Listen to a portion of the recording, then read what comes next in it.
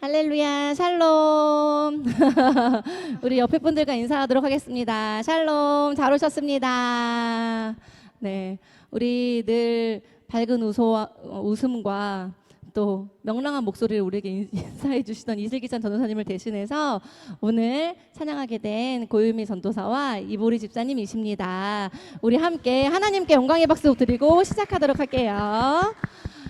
우리 오늘 수요 예배를 하나님께서 기뻐 받으시는 예배가 되도록, 그리고 성령님 이 시간에 함께 하셔서 우리 마음에 감동을 주시도록 말씀으로 다시 일어날 수 있는 힘이 생기는 귀한 예배 시간이 될 수 있도록 이 시간 잠깐 기도하도록 하겠습니다. 하나님 감사합니다. 오늘 우리의 발걸음을 하나님의 성전으로 인도해 주셔서 감사합니다. 오늘 우리가 드리는 이 예배 속에서 하나님만이 큰 영광 받아주시고 우리가 하나님의 은혜를 사모하고 또 성령님이 우리와 늘 동행하시기를 간구하는 그런 예배 시간이 되기를 원합니다. 주님, 우리 가운데 함께하여 주시옵소서. 우리가 찬양을 부를 때 놀라운 역사가 일어나기를 소망합니다. 아버지, 우리 안에 있는 부정적인 생각들이 떠나가고 또 우리 안에 있는 걱정과 근심이 사라지고 하나님의 십자가 앞에 나아갈 수 있는 그런 귀한 찬양의 은혜를 경험하게 하여 주시옵소서. 감사합니다. 주님, 예수님의 이름으로 기도드립니다. 아멘. 우리 이 시간에 마음을 모아 우리 모일 때 주 성령이 임하리 찬양하겠습니다.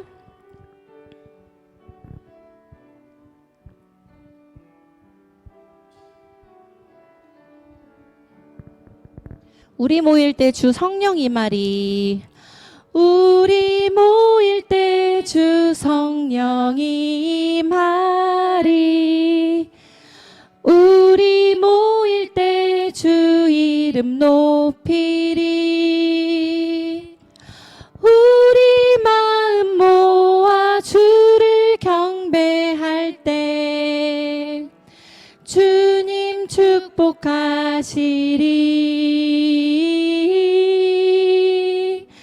주님 축복하시리. 우리 모일 때 주 성령이 임하리. 우리 모일 때 주 이름 높이리. 우리 마음 모아 주를 경배할 때 주님 축복하시리.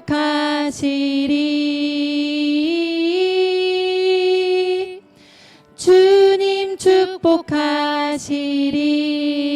다시 한번 찬양합시다. 우리 모일 때 주 성령이 임하리. 아멘. 우리 모일 때 주 이름 높이리. 우리 마음 모아 주를 경배할 때 주님 축복하시리.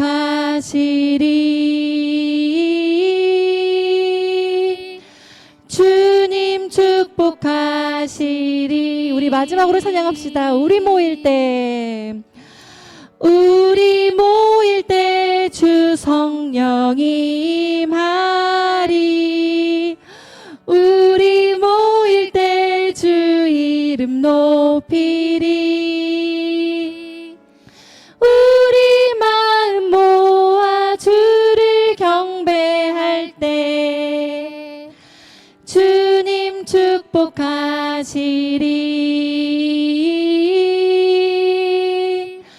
주님 축복하시리. 아멘. 우리 이 시간에는요, 박수 치면서 찬양하기를 원합니다. 우리 기도하자. 우리 마음 합하여 찬양하시겠습니다.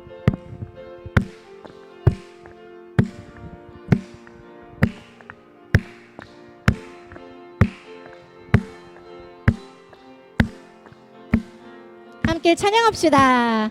기도하자. 우리 마음 합하여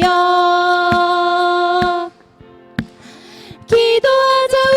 우리 마음 합하여. 할렐루야. 할렐루야. 아멘.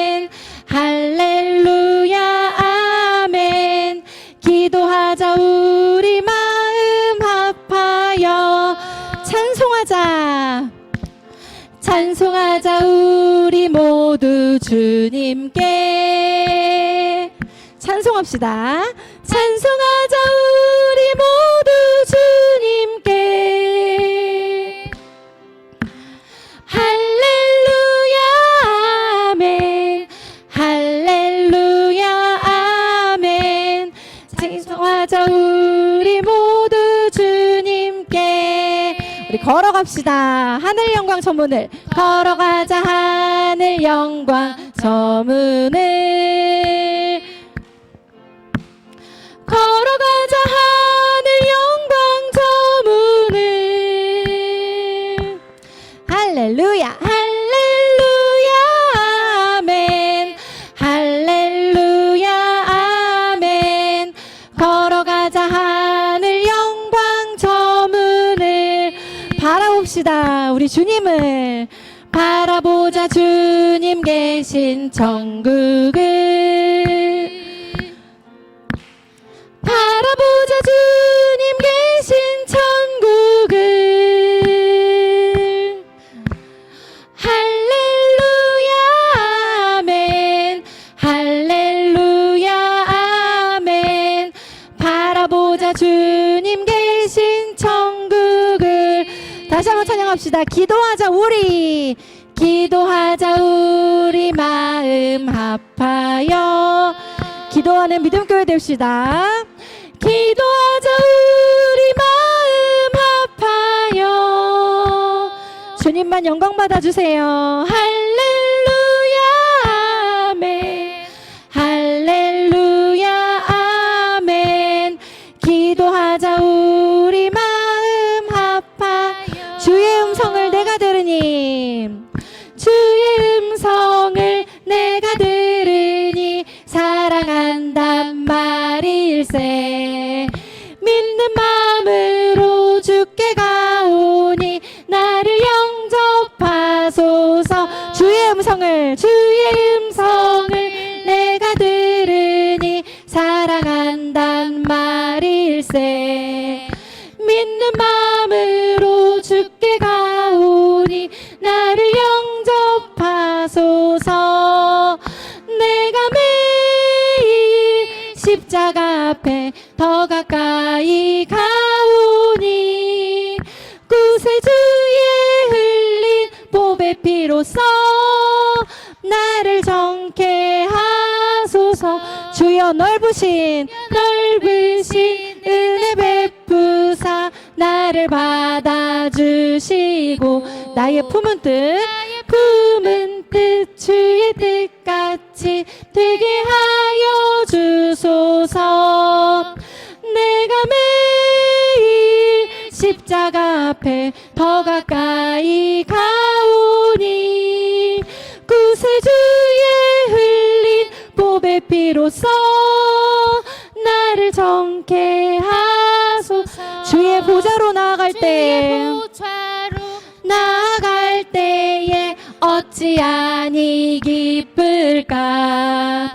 주의 얼굴을 항상 배우니 더욱 친근합니다. 내가 매일 십자가 앞에 더 가까이 가오니 구세주의 흘린 보배 피로써 나를 정케 하소서. 우리 구주의 넓은 사랑을 증량할 자 없으며 주가 주시는 참된 기쁨도 헤아릴 수 없도다. 내가 매일 십자가 앞에 더 가까이 가오니 구세주의 흘린 보배 피로써 나를 정케. 우리 3절 다시 찬양하겠습니다. 주의 보좌로 나아갈 때에 어찌하니 기쁠까. 주의 얼굴을 항상 배우니 더욱 친근합니다. 아멘. 내가 매일 십자가 앞에 더 가까이 가오니 구세주의 흘린 보배 피로써 나를 정케 내가 매일 십자가 앞에 더 가까이 가오니 구세주의 흘린 보배 피로써 나를 정케 하소서.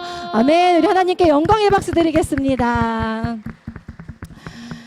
우리 이 시간 마음을 아파요. 주님 큰 영광 받으소서 찬양 드립시다. 오늘 우리가 드리는 찬양을 통하여 영광과 존귀와 능력 하나님께서 받으시고 우리에게 은혜 주실 줄 믿습니다. 주님 큰 영광 받으소서.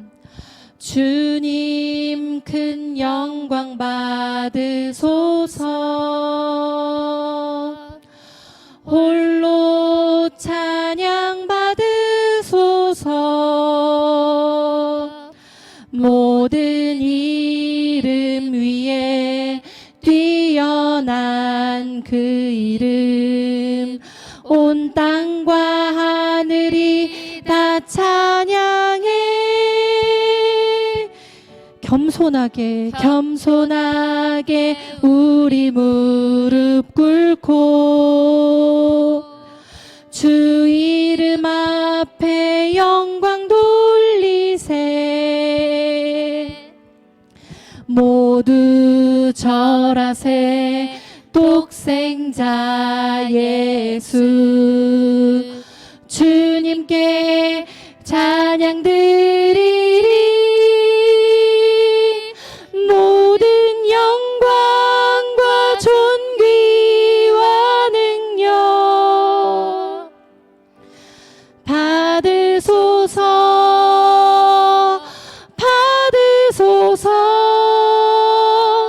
영광과 존귀와 능력 받으소서. 주님 받으소서. 그리스도 살아계신 하나님. 주님 큰 영광 받으소서. 주님 큰 영광 받으소서. 홀로 찬양 받으소서. 모든 이름 위에 뛰어난 그 이름 온 땅과 하늘이 다 찬양해. 겸손하게 우리 무릎 꿇고 주 이름 앞에 영광 돌리세. 모두 절하세 독생자 예수.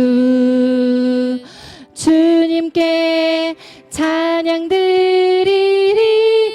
우리 손 들고 찬양합시다. 모든 영광과 존귀와 능력 받으소서.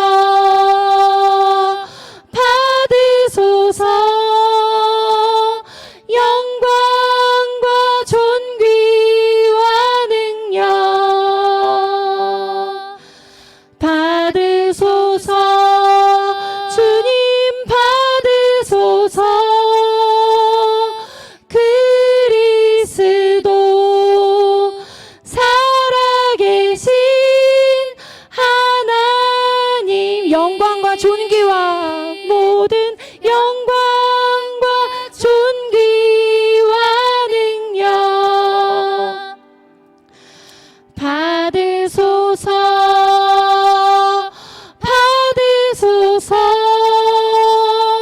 영광과 존귀와 능력 받으소서. 주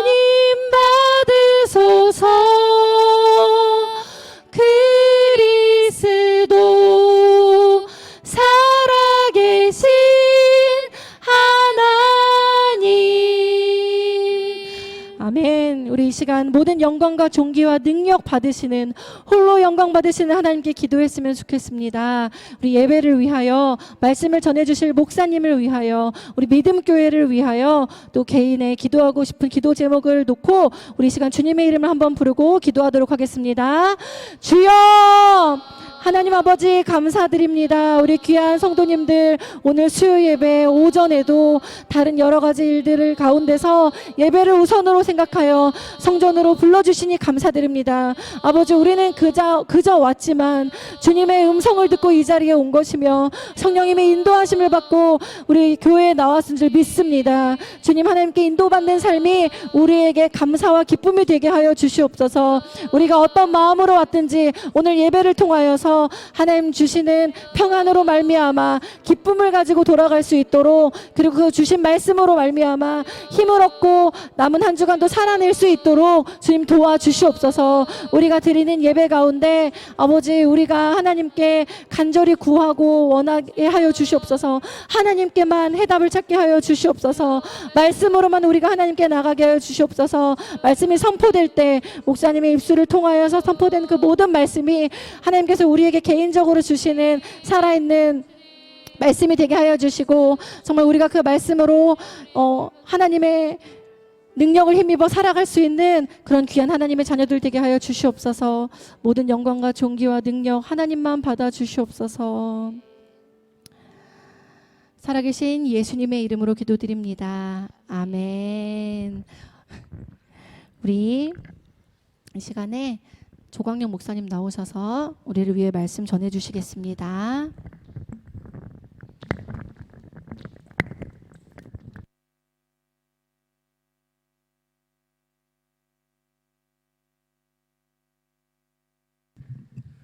오늘 함께 나누실 말씀은 신약성경 마태복음 5장 38절에서 42절까지의 말씀 함께 보겠습니다. 마태복음 5장 38절에서 42절까지의 말씀.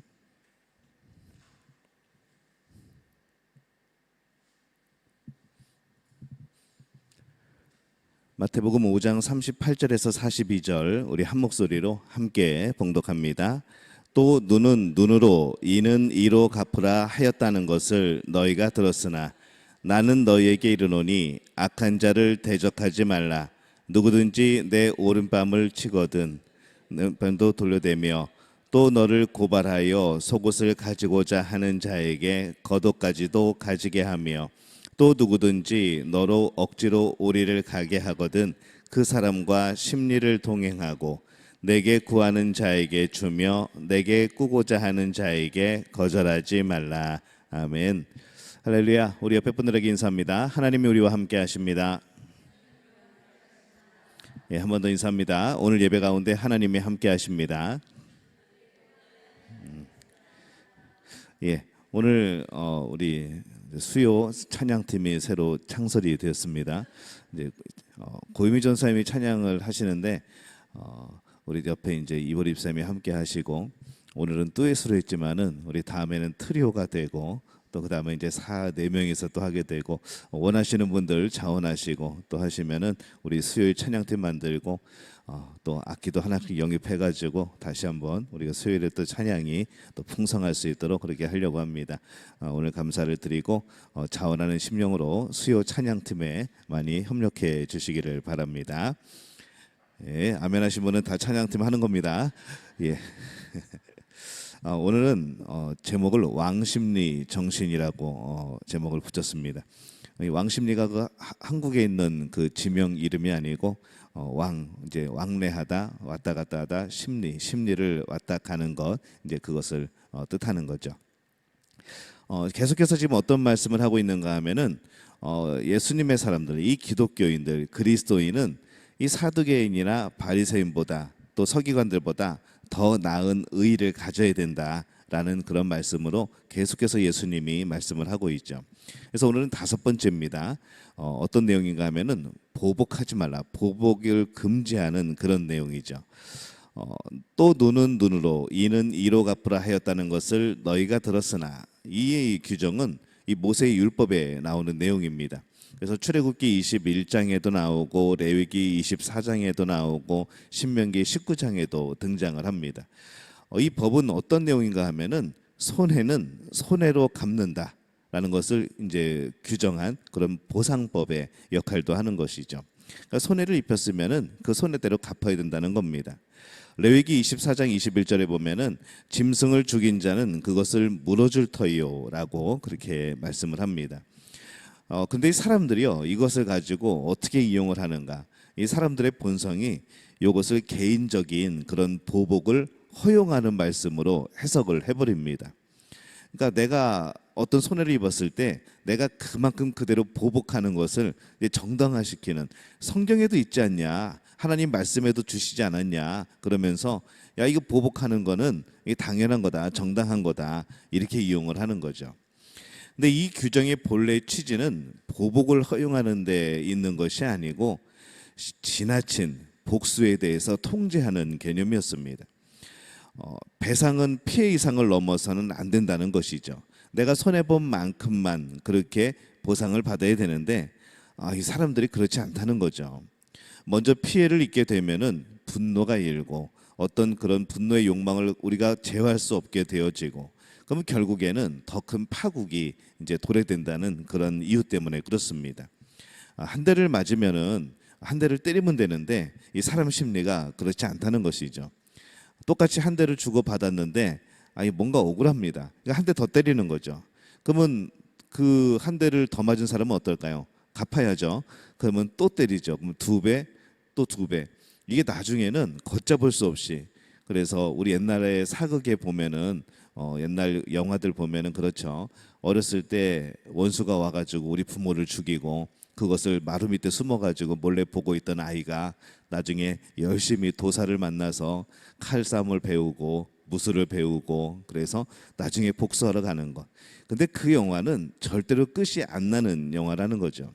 왜냐면 그 집 아이가 복수를 당한 집 아이가 마루 밑에 또 숨어서 보고 있고, 그 집에 또 모르는 숨겨놓은 딸이 있고, 저 멀리서 지나가던 사람들이 보게 되고, 그러면서 결국에는 나중에는 온 나라의 싸움이 되어버리는, 그렇게 될 수밖에 없는 것이 우리들의 본성이라는 겁니다. 그래서 뭐 여러 가지 곱절로 갚아주다 보면은 결국에는 모두 다 비참한 그런 결과만이 남게 되는 겁니다. 출애굽기 21장에서 23장까지를 보면은 10계명을 기초로 하여서 여러 가지 판례를 하는 그런 법들이 등장을 합니다. 근데 특징이 뭔가 하면은 인과 응보, 결국에 우리가 잘못하면 그대로 돌려받는다는 거죠. 사람이나 재산에 손해를 끼친 경우에 어떻게 처리해야 되는지 하나님께서 재판관에게 알려주신 이제 그러한 내용들입니다.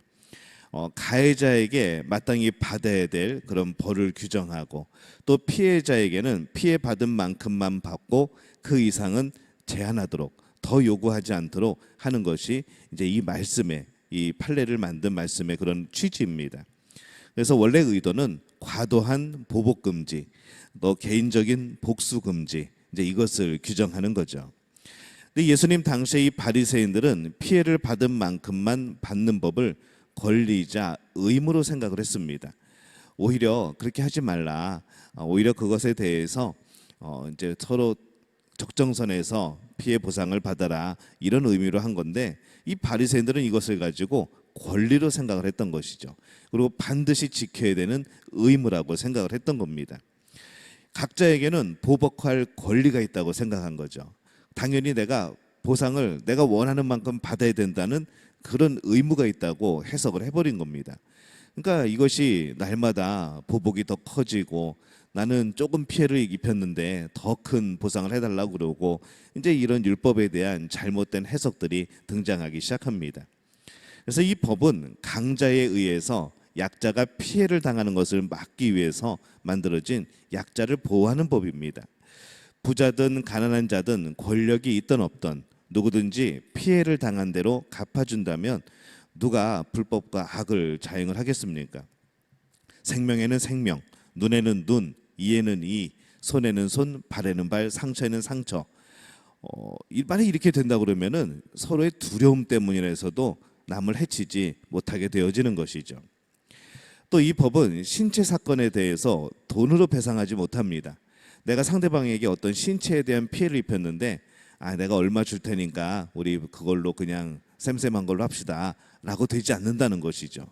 그러니 이 당시에 율법을 주셨을 때에는 이게 오히려 이 율법이 겁나는 겁니다.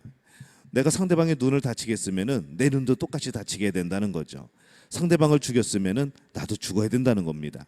이 돈으로 배상되지가 않는 거죠. 그러다 보니까 오히려 이것은 오히려 범죄를 줄어들게 하고 오히려 탕감해 주게 되고 이제 그러한 일들이 생겨나게 되고 그러한 목적으로 이 율법을 주신 겁니다.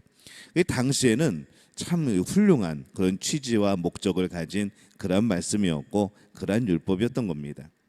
근데 기독교인은 어디까지 해야 되는가? 예수님은 이것에 대해서 더 나아가 의에까지 나가야 된다고 말씀을 하는 거죠. 너희들은 눈에는 눈, 이에는 이 그렇게 들었지만은 나는 너희에게 말한다는 겁니다. 너희 의가 저 서기관과 바리새인들 같지 아니하면 하나님 나라에 들어갈 수 없다는 것이죠. 그렇기 때문에 더 나가야 되는데 우리의 의는 어떻게 해야 되는가? 은혜를 받았기 때문에 더 앞으로 전진할 수 있다는 겁니다. 이제 그것이 율법과 이 복음의 차이인 것이죠. 세상과 하나님 나라의 차이입니다. 예수님은 보복을 금지하시되 이 보복의 의지마저도 포기하라고 말씀을 합니다. 그래서 이 성령의 영감을 받은 바울은 이 문제에 대해서 이렇게 말씀을 합니다. 로마서 12장 17절 말씀에 보면은 우리 함께 읽을까요? 시작. 아무에게도 악을 악으로 갚지 말고 모든 사람 앞에서 선한 일을 도모하라. 로마서 12장 19절 말씀. 너희가 친히 원수를 갚지 말고 하나님의 진노하심에 맡기라. 기록되었으되 원수 갚는 것이 내게 있으니 내가 갚으리라고 주께서 말씀하시니라. 이렇게 말씀을 하죠. 복수는 나의 것이라는 무슨 영화가 있었죠. 근데 복수는 나의 것이 아니고 복수는 누구의 것입니까? 하나님의 것이라는 거죠. 그래서 이 기독교인은요, 더 나아가서 이 복수의 대신에 선행을 해야 된다라고 말씀을 합니다. 로마서 12장 20절에서 21절에 보면 이렇게 말씀을 합니다. 우리 함께 읽을까요? 내 원수가 줄이거든 먹이고 목마르거든 마시게 하라. 그리함으로 내가 숯불을 그 머리에 쌓아 놓으리라. 악에게 지지 말고 선으로 악을 이기라. 이렇게 말씀을 합니다. 예수님은 제자들에게 악한 자를 대적하지 말라고 합니다. 악으로 악을 갚지 말라고 하죠. 악한 자를 상종하지 말라는 그런 의미입니다. 여기에는 우리가 익히 하는 그런 비폭력적인 그런 무저항 정신이 들어 있습니다. 악에 대항하지도 저항하지도 않지만은 그것이 그냥 지는 것으로 끝나는 것이 아니라 최종적으로는 선으로 악을 이기게 되어지는 것. 우리도 그렇게 하라는 것이죠.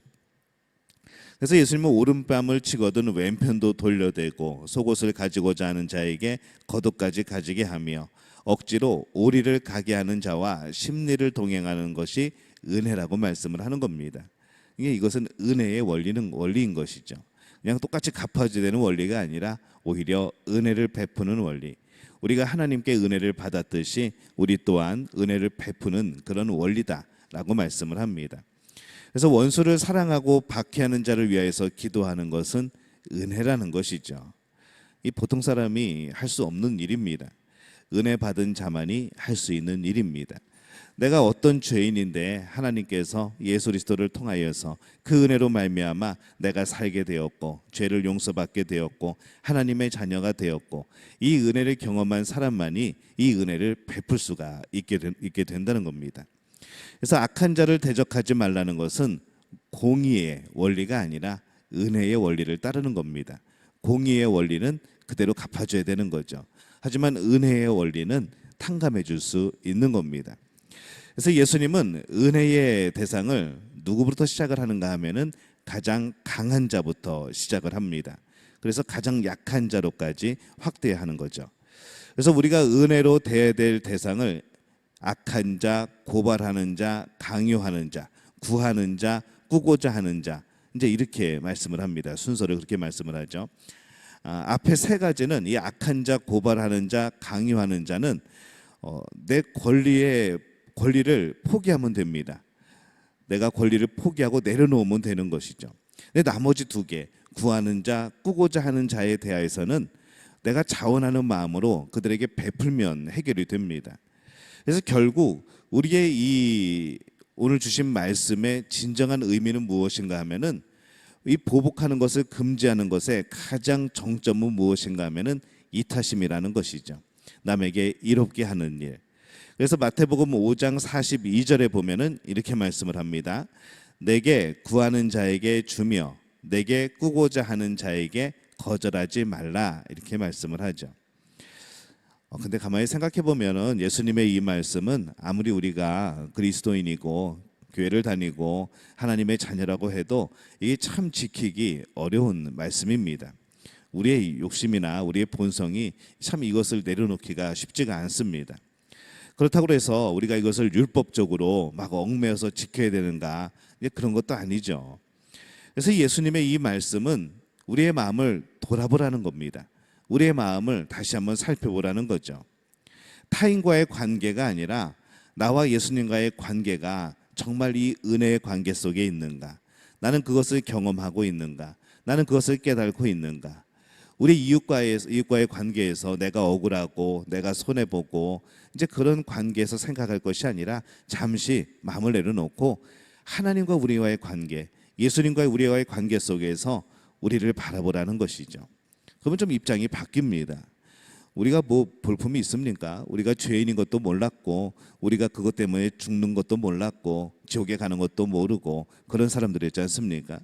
근데 예수님을 알게 되었을 때 그분이 우리를 위하여서 행하신 일들을 알게 되어지고 그것이 정말 받을 자격이 아무것도 없는데 우리에게 베풀어 주신 은혜라는 것을 알게 되어지고 정말 우리가 받아야 될 형벌에 대해서도 국률함으로 그것을 받지 않게 하시는 이 하나님의 사랑을 보게 될 때에 과연 그 마음으로 그 상대방을 볼 수 있는가라는 그러한 질문이 되어지는 것이죠.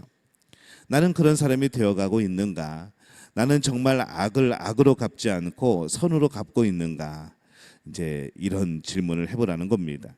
그래서 예수님은 내 마음이 그리스도의 마음과 그분의 사랑을 더욱더 깊이 체험하기를 원하고 계십니다. 내가 예수님의 마음을 품기를 원하고 계신 거죠. 그래서 내 마음이 그 어떤 원수의 도전에도 불구하고 내적인 평안과 자유를 누리기를 원하고 계십니다.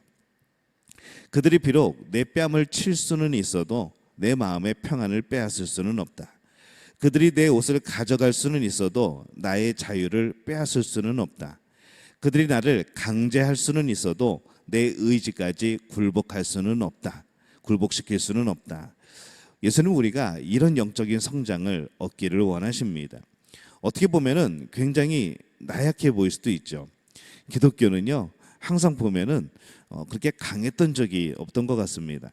늘 보면은 늘 약자의 편에 있었고 늘 핍박당하는 편에 있었고 항상 보면은 뭔가 손해보고 뭔가 좀 계속 궁지에 몰리고 계속 욕먹고 이제 그런 위치에 늘 있었던 것이죠. 어떻게 보면은 굉장히 나약한 거 아닌가? 아니 우리도 힘을 길러서 우리도 받아치고 복수하고 우리도 오히려 핍박하고 이래야 되는 거 아닌가? 우리의 생각이지만은 실제적으로 기독교는 그런 적이 없었다는 것이죠. 늘 얻어맞고 그리고 하나님 앞에 가서 눈물 흘리고 늘 핍박받고 또 순교하고 그런 위치에 항상 있었습니다. 근데 이것이 우리의 나약함이 아니고 능력이라는 것이죠. 예수님은 우리가 이런 영적인 성장을 이루기를 원하십니다. 이 원수가 나타났을 때에 내 개인적인 일로만 받아들이지 않기를 바랍니다. 그 관계에 어떻게 하는가? 그리스도를 바로 대입시키는 거죠. 예수님은 그 아픈 관계를 통해서 상대방이 아니라 바로 나를 다루기를 원하시는 겁니다. 그 아픔의 끈을 통해서 나를 조각하고 지금 계신 것이죠. 여러 가지 우리에게 아픈 일들이 있게 될 때에 여러 가지 그런 마음 상하고 그런 여러 가지 억울한 일이 있게 될 때에 그것은 나를 조각하고 계시는 하나님의 손길이라는 겁니다. 그러면서 하나님은 말씀하시죠. 아프지? 내가 네 마음 다 알아 라고 말씀을 하는 겁니다. 그러면 이 원수의 도전에도 흔들림 없이 평안할 수 있는 비결이 과연 무엇일까 생각해 보면요, 바로 여유라는 것이죠. 한번 따라해 볼까요? 여유. 여유 있는 마음, 여유 있는 삶, 그런 겁니다.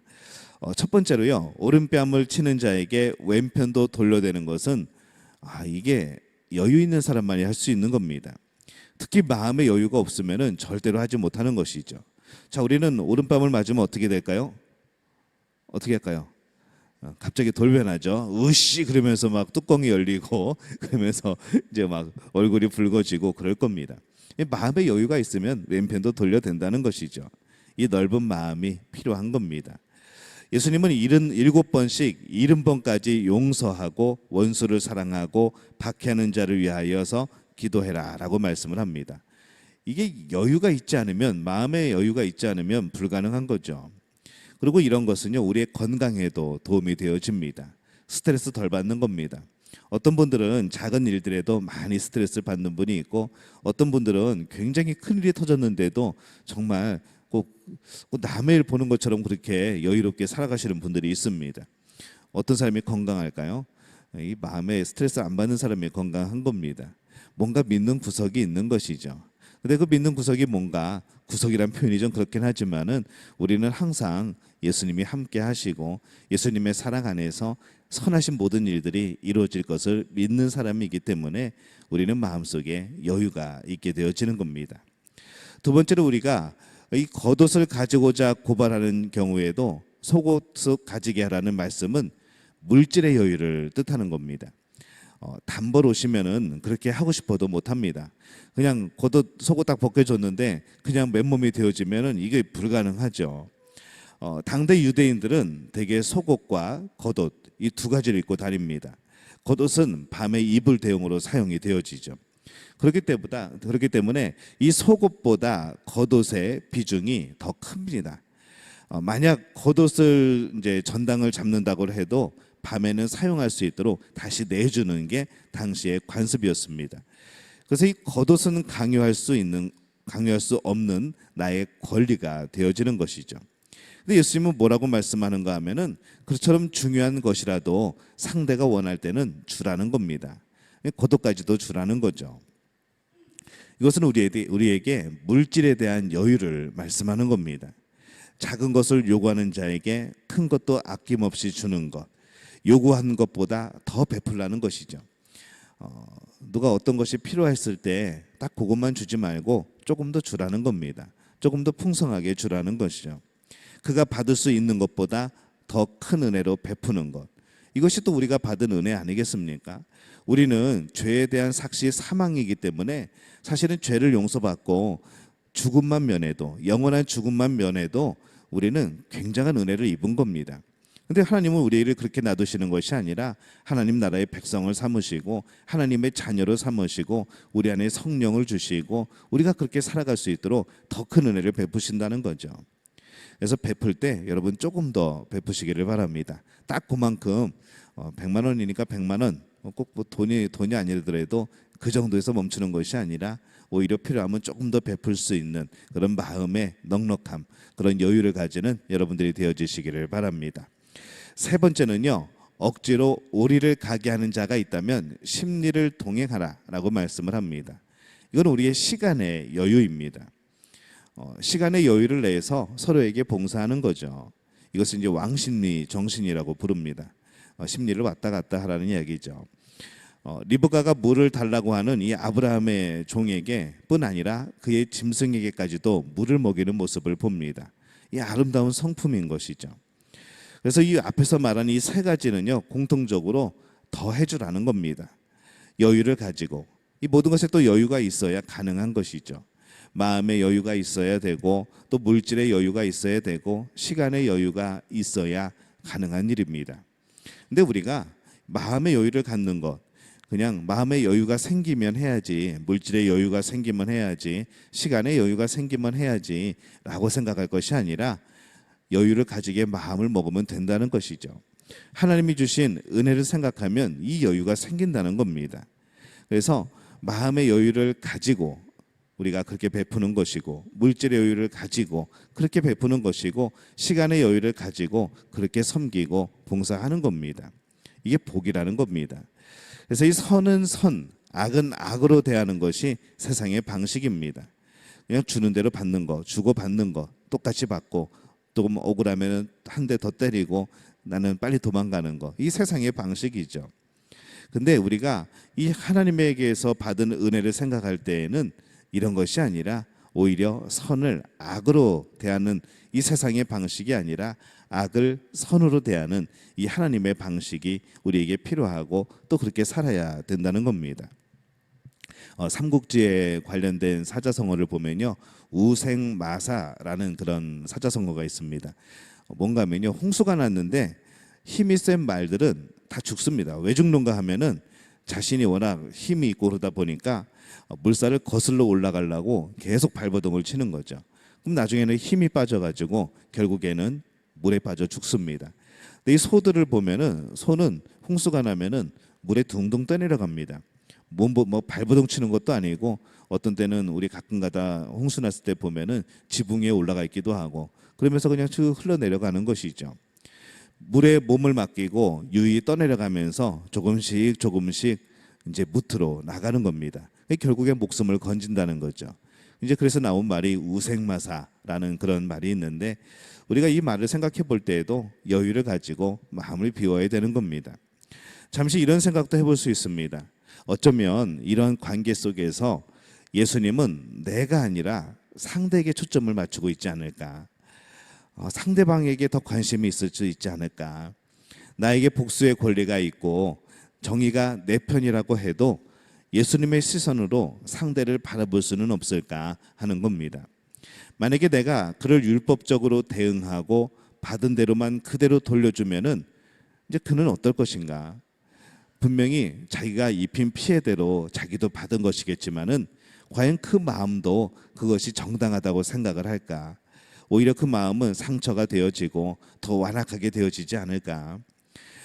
만약에 내가 그렇게 만든다면은 그를 회복시키고 하나님과의 관계 속에서 우리가 회복될 기회가 사라지는 것은 아닐까라는 생각을 해보게 되어지는 것이죠. 사실 눈에는 눈, 이에는 이로 하나님이 우리를 대하신다면 우리는 너나 할 것 없이 전부 다 지옥행입니다. 우리가 지은 죄만큼 하나님으로부터 우리가 받는 거죠. 우리가 하나님께 불순종한 만큼 하나님은 우리에게 좋은 것을 주시지 않는 겁니다. 이런 만약에 원리라고 하면은 이게 우리가 어떻게 뭐 방법이 있겠습니까? 이것은 분명히 돈으로 해결되지 않는다고 그랬죠. 그러면 뭐가 우리가 다른 아무 거를 열심히 한다고 해도 이것은 갚아질 수가 없는 겁니다. 그렇게 된다면은 그 율법대로 하면은 우린 전부 다 지옥행이라는 것이죠. 우리는 하나님에게는 더 많이, 사람에게는 더 적게 기대하라는 이 말을 기억해야 됩니다. 한번 따라해 볼까요? 하나님에게는 더 많이, 사람에게는 더 적게 기대하라. 우리는 반대로 하죠. 사람에게는 참 많이 기대하고 하나님에게는 적게 기대합니다. 이 거꾸로 살아가다 보니까 이 결국에는 모순 덩어리이고 결국에는 상처만 받게 되는 거죠. 하나님에게는 더 많이 기대하시기를 바랍니다. 그렇게 해줄 수 있는 분이니까. 사람에게는 적게 기대하셔야 됩니다. 그래야지 상처 안 받습니다. 사람에게 기대하면 실망이 많습니다. 반면에 하나님을 의지하면 하나님께서 여유를 주시는 거죠. 가진 분의 여유, 그 여유가 우리에게 임하는 겁니다. 우리는 존재보다 행위를 더 중시하는 경향이 있습니다. 이것이 바로 여유가 없는 것이죠. 우리의 행위가 아니라 우리의 가장 중요한 것은 존재에 있음을 우리가 기억해야 됩니다. 우리가 하나님을 좋아합니다. 굉장히 하나님을 사랑하죠. 왜 사랑하는가 하면은 하나님 안에서 이 여유를 보기 때문에 그렇습니다. 하나님이 무슨 일 터졌다고 발 동동거리시는 하나님이 아니라는 거죠. 항상 어떤 모든 일 가운데에 중심을 가지고 계시고 그 뜻을 가지고 계시고 또 뜻을 펼치시고 시간이 얼마가 걸리던 그것이 얼마만한 그런 대가가 들어가던 전혀 개의치 않고 꾸준하게 우리를 사랑하시는 모습, 그 모습을 통하여서 우리는 하나님을 사랑하게 되고 하나님을 의지하게 되는 겁니다. 이 하나님의 여유를 보는 것이죠. 이 성경에 보면은 이런 표현이 많이 나옵니다. 그 풍성하신 은혜를 따라, 하나님의 그 풍성하신 은혜를 따라, 이 말씀이 굉장히 많이 나오는데 바로 이게 하나님의 여유라는 겁니다. 용서도 7번만 해줄 것이 아니라 7번을 70번이라도 용서하라고 하시는 분이라는 것이죠.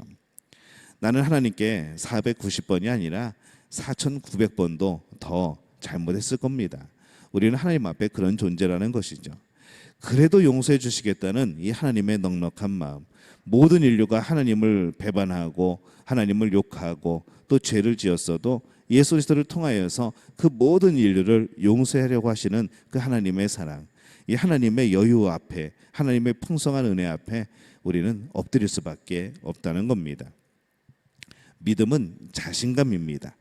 이 자신감이라는 영어 단어 confidence는 함께라는 의미, 또 믿음이라는 그 단어가 합쳐진 그런 단어이죠.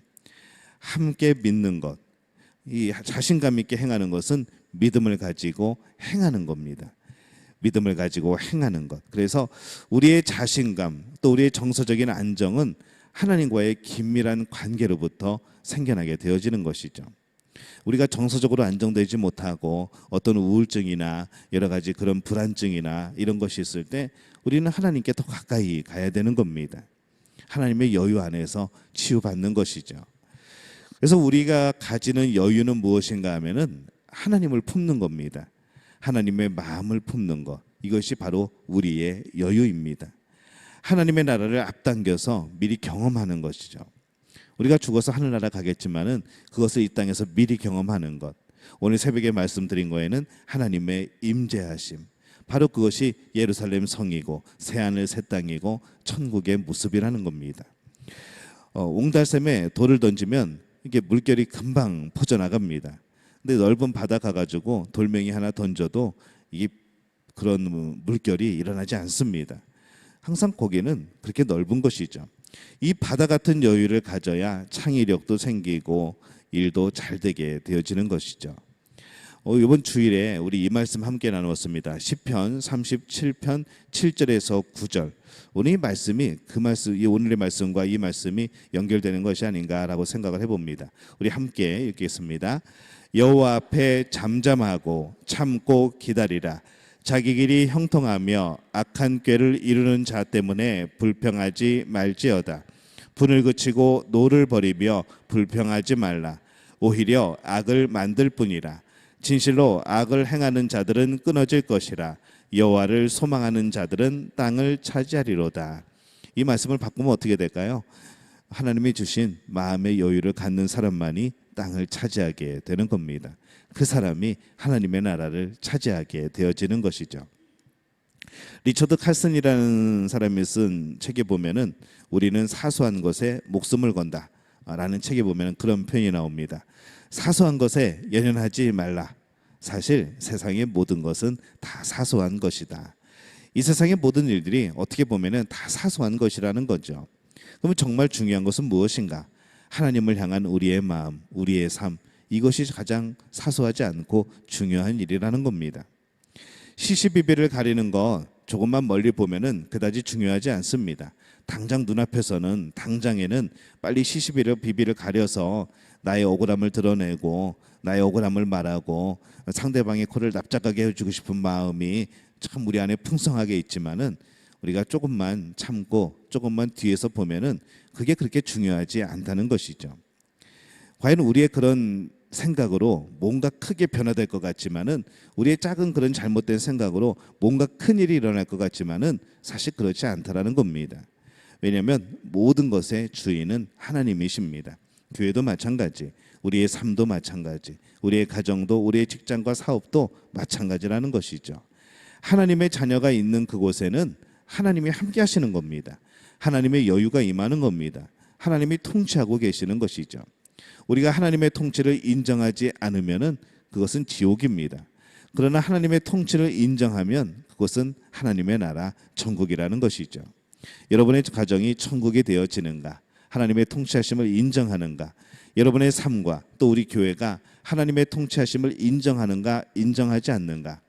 우리의 이런 짧은 그런 생각들이 천국을 만들고 또 지옥을 만들어 가는 겁니다. 우리는 무엇을 만들어 가고 있습니까? 우리가 지옥을 만들어 가면서 왜 천국이 이루어지지 않냐고, 우리 마음속에 하나님의 통치를 인정하지 않으면서 왜 우리는 잘 되지 않냐고, 혹시 그런 생각 하십니까? 생각을 바꿔야 된다는 것이죠. 하나님의 통치를 인정하면 우리는 여유로워지는 겁니다. 남들이 바쁜 상황 가운데서도, 남들이 발을 동동거리는 상황 가운데서도 우리는 웃을 수 있다는 것이죠. 너무 바빠서 예배드리기 쉽지 않습니까? 하나님께 드리는 물질, 시간, 다른 사람을 용서하는 마음, 이런 것에서부터 시간과 물질과 마음의 여유로운 삶을 시작해 보시기를 바랍니다. 그러면 하나님의 풍부하신 은혜를 경험하게 될 줄로 믿습니다. 오늘부터 우리 믿음의 가족들은 발 동동동 하지 말고 마음의 여유를 가지고 우리의 백이 하나님이라는 것을 우리가 인식하고 내 삶은 하나님이 통치하고 계신다는 것을 고백하는 그런 믿음의 가족들이 되어지시기를 예수님의 이름으로 축원합니다.